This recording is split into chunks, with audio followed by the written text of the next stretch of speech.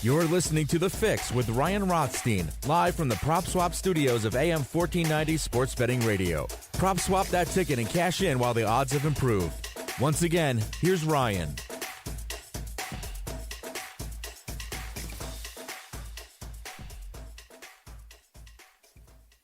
All right, here we are. It's Friday on The Fix, and welcome back, everyone, as we are live in the Prop Swap studios on AM 1490 Sports Betting Radio. And if you have been listening to the show, it's time for Johnny Mac.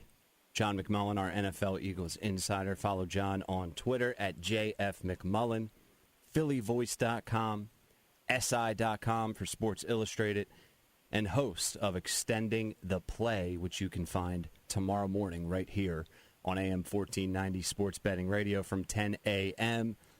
to 11 a.m. All right, John, we've touched on various topics throughout the week, and it's time, I guess. We have to look into this matchup.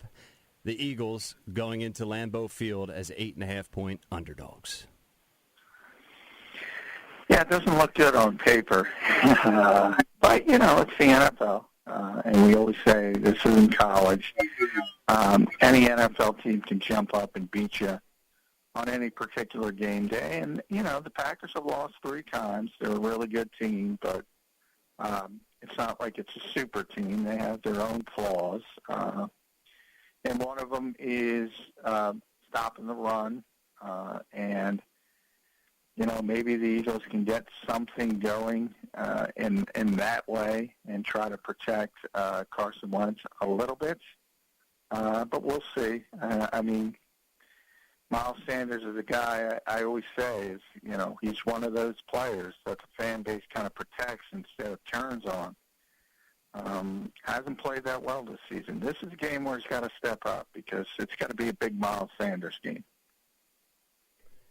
All right, so we're going to get into that here in just a second. But before we do, let's get the final, for us at least, the final injury update surrounding the team. Well, the good news is Fletcher Cox is going to be a go. So he had missed practice, obviously Wednesday and Thursday with the neck injury, practiced in a limited fashion, and he's not even listed as questionable or anything, so he's a full go, and it's pretty clear as a veteran player. They were just trying to get him through the week with the intent on playing him in the game, so that's big. Only player ruled out is Rudy Ford. It's a good special teams player, but he's been out. He's had groin, hamstring, seems to be going back and forth with these soft tissue injuries. So no surprise there. But, you know, if you look at it, and it's been this way for the past few weeks, actually, this is about as healthy as the Eagles have been. And Zach Ertz is scheduled. We'll see how much. You know, Doug is very, it seems, cautious with Zach Ertz. He talked today about getting him back on the field maybe in a more limited fashion that typically you want to. And I can't help but think that part of that is coming from Zach's side as well. And we've talked about it a lot. He's not happy with this organization, not happy with this team. And if he's going to be elsewhere next year, maybe he wants to go elsewhere completely healthy. And a good way to do that is to kind of soft pedal your way through the rest of the season. The Eagles had some success last year against the Packers, and it wasn't quite as bad as it is now, John. How are they going to try and duplicate that, or just try and be competitive in this game on Sunday? You said Miles Sanders, so let's revisit that a little bit. Yeah, I mean, if you go back to the game last year, I think arguably that was the Eagles' most balanced performance offensively. They threw the ball well, they ran it well, and they beat the Packers in a shootout. And that's kind of how you have to beat Green Bay if you're going to beat them. And I mentioned they have lost 3 games, and the teams that generally, I mean, you know they're going to score points. You just know. So how do you have to beat them? Last year, I think the final was 34-27. Obviously, Green Bay was about to go in, and Craig James was forced to go in after the scary injury to Avante Maddox. He made the big pass breakup at the end of the game that sort of saved things, turned into an interception, the rare Aaron Rodgers interception. That's how they got to win this game. And the scary part of that is they don't seem capable of scoring 30-plus points. They haven't done it yet this year, only one of two teams that hasn't. So it's hard to imagine them winning 34-27, 35-31, something like that. And that's how I think they have to win this game. So it's going to be difficult. But if they can do it, Minnesota's team that most recently beat Green Bay, they did it with the running game and Dalvin Cook. But, that's Dalvin Cook. Can the Eagles duplicate that? I don't know. I just pulled up the box score from that game, and you look at Carson Wentz and his stats in that game, and I look at that and say, okay, well, there's a chance, I guess, they can duplicate it, because Carson last year in the 34-27 win was only 16 of 27 for 160 yards. He did pass for 3 touchdowns, no mistakes. But I remember, John, you and I were on a different platform, and I remember talking to you and asking you, that was the week after where we were saying, Jordan Howard, we need to see more Jordan Howard. He had 15 carries for 87 yards and 2 touchdowns. So I don't know if Doug's maybe hesitant to have Miles Sanders in that type of role. They're just two different types of backs, and they're just not equipped like they were, like we said. No, and, it's disappointing that they haven't been able, and Jordan obviously is back now, and who knows, he's on the practice squad. He might be elevated for this game. We'll know that tomorrow when they make their elevations. But even, if you look at his season last year, and he had that run, and that was part of it, where he was the number one back. He was the guy. And then he hurt his shoulder. And Miles got a second opportunity and really played well at the end of last season. So, I've been talking about it since the offseason. I think people are skipping steps with Miles Sanders. I think they forget how poorly he played as a rookie early, and that's when he lost his job to Jordan Howard. And then he only got it back because Jordan got hurt, because Jordan was performing very well. And wouldn't have lost the job, and then he kind of took off with it. But he's regressed. I don't know how any other way to put it. Now, the one thing he has done, he's an explosive guy. There's no question about that. So you're going to have that explosive, splashy run, and everybody gets excited by that. But the consistency hasn't been there, number one. And this has been an issue since day one. If there's 4 yards, get the 4 yards. If it's blocked for 4 yards, get that. Don't try to hit the home run every time.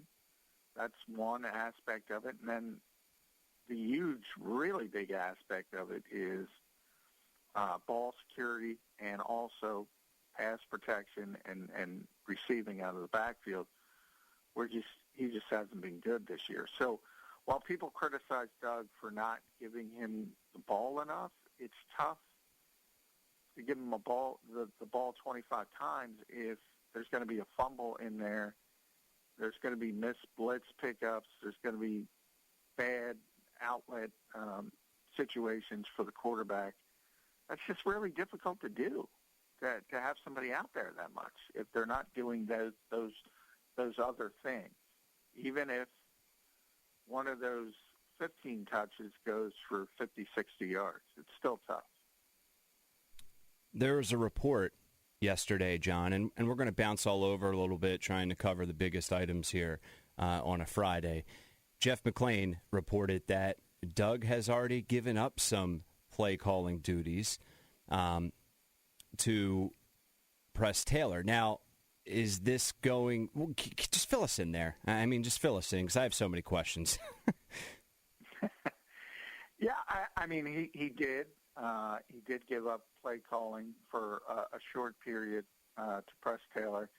Now, the most interesting part of Jeff's report was that Rich Scangarello has been calling the plays in basically the hurry-up offense for the entire season. And that's interesting because, Doug didn't even want him here. So how do you go from not wanting a coach and being talked into it to handing him the keys to something and that's what I asked Doug today at the press conference. He didn't want to get into whether he's going to continue to hand off things to Press at times. So I went in a different route, and I tried to get him to say, okay, have you done this in the past? Have you given up play calling at times? Because people don't know. People think they know, but they didn't know, and they have no idea. So there's a perfect example he has. And Doug wouldn't even admit to that. So my assumption is he has not done it before for people he greatly respects in Frank Reich and Mike Rowe. Now, I'm not saying he doesn't respect Rich Scangarello, and maybe he does immensely as well now that he's gotten to know him. But since he's been doing it from day one, what does that tell me? That tells me he was ordered to do it. Yep. And this is what I've been talking about all week. And this is why I just get the sense that he's at the end of his rope. And he wants out of here. I truly believe that at this point. And it's because of what we talked about yesterday on the show. The owner, and to a lesser extent, I think the general manager. But I think this goes to the owner. I really do. What does doled out some play calling mean? So that means Doug is still calling majority. And like you said, we don't really know. No one does. Even you and Jeff McMullen, who are as close as you can get to the situation. But, what does that mean? Press Taylor calls it only in certain situations. You mentioned the no huddle. Is that it? I mean, it just seems like that's even more eye-opening and more concerning, like you just implied. Yeah, well, not necessarily. I mean, if you look at Andy Reid, that's where Doug obviously learned from and comes from, and he's on that tree, and Andy does it all the time. Andy has a philosophy. Andy takes great pride in his coaching tree succeeding elsewhere and getting jobs. He's one of those guys. He wants to help them along, and sometimes he does it, and he did it with Doug. One of the criticisms when the Eagles first hired Doug and everybody was yelling at them and shouldn't have done it is he never called plays. Well, he never called plays 100%, but Andy would often at times give him a half here and there to get him experience at it. So there are, examples of coaches who do it, just as I said, in Andy's case, to help along his assistant coaches in their careers. It's something, as I mentioned, he takes pride in. This is not that, though. This is, Doug felt the need to jumpstart this offense, and he kind of mentioned it last week or earlier this week, that everything was on the table.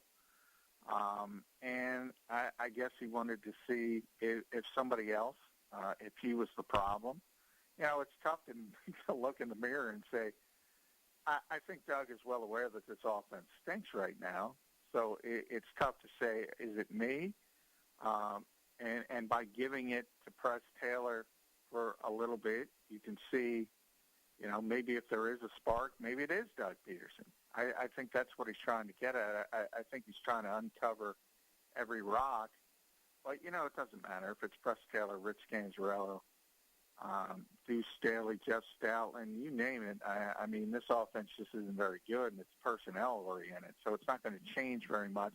And I've already seen people saying, well, the one part where the Eagles have been better at is up tempo, but it's always been that way.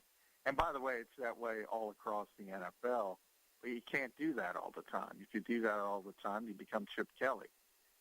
And the more you do it, the more it gets exposed. So the fact that they've had more success with tempo is not just directly related that Rich is doing that versus Doug is doing that.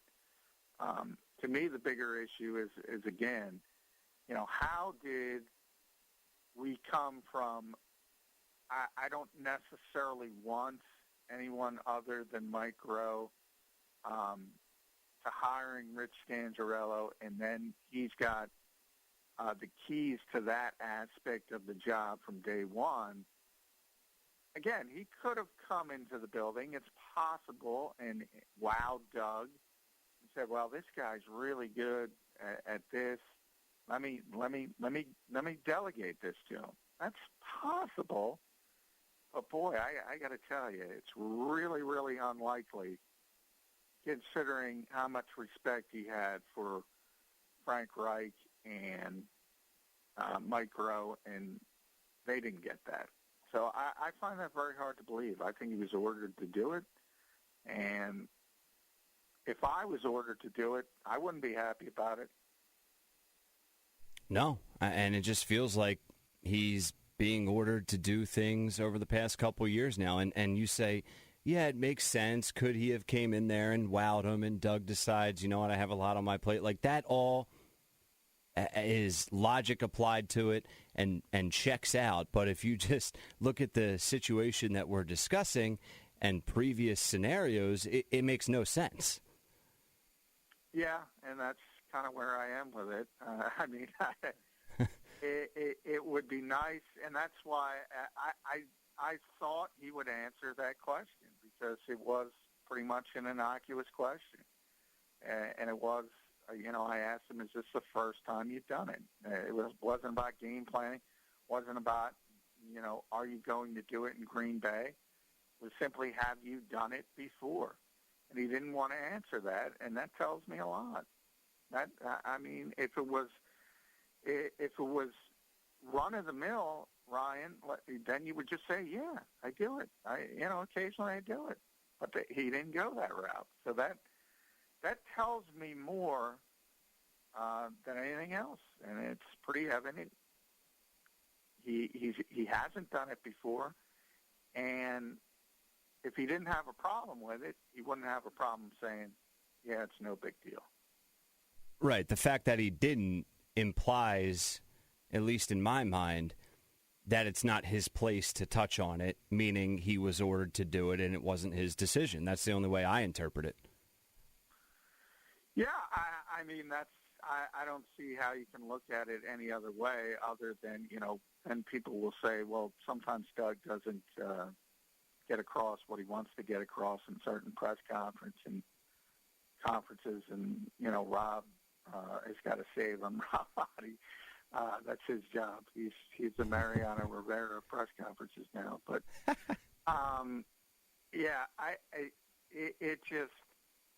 it was an easy question to answer if it was an easy answer, and by the fact he didn't answer, it tells me it's not an easy answer. All right, so last week we're also by his reaction, too. Right. If you were watching the press conference, you got really frustrated with it because you didn't want to answer it. It's a mess. John, this time last week and even throughout the week last week, not just on Friday, but we were talking about, there's reports, Jalen Hurts, he could be entering the game. If Carson is playing bad, he could be on a short leash. That didn't happen. Nothing this week. That got really quiet, essentially non-existent. Is that even a possibility now at this point, or is that a non-story again? No, I think it's a possibility simply because, as I said, Carson is playing so poorly. I really wouldn't blame Doug at any point for benching him. just from, the fact that at some point you want to save the guy's confidence. I've back in the day in baseball when starting pitchers actually pitched more than 5 innings, every once in a while you would have a guy who was on pace to lose 20 games. And teams would shut them down just to save them from the embarrassment.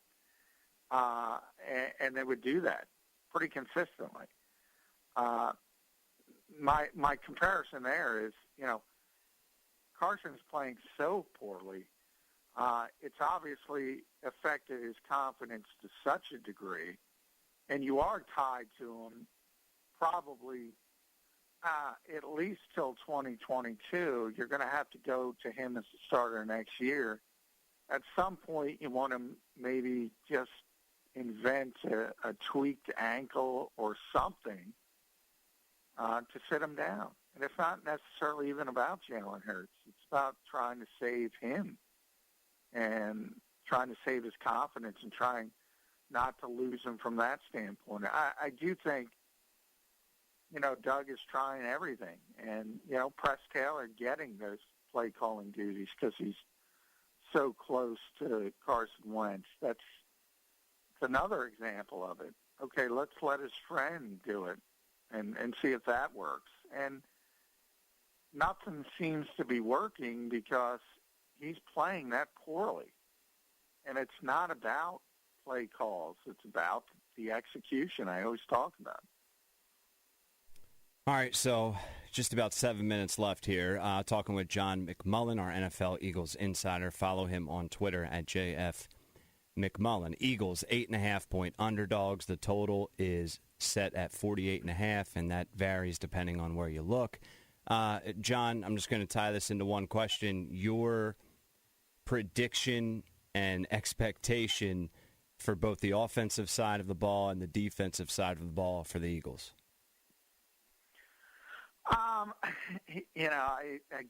The defense is interesting because I don't know if you saw my Twitter today, but there's this weird dichotomy. I mean, the Eagles have a top 10 defense again. You wake up and we're,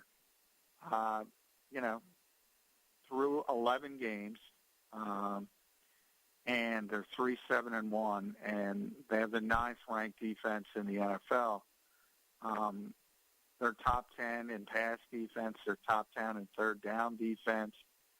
And that shocks people